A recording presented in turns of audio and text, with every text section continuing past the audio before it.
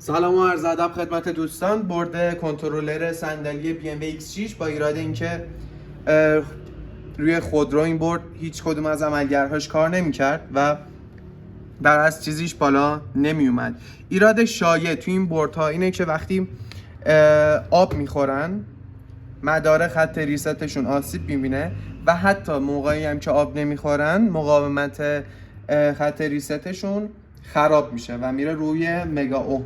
همونطور که میبینین این رگولاتور ما هست که پایه دوم از سمت چپ خروجی خط ریست ما هست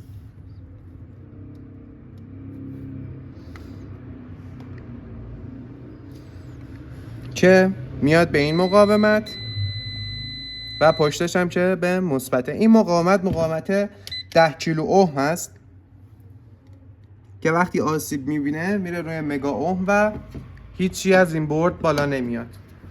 با تعویض مقاومت یا اگر مسیرش مورد داشت مسیرش رو تعمیر کنیم همه چیش اوکی میشه.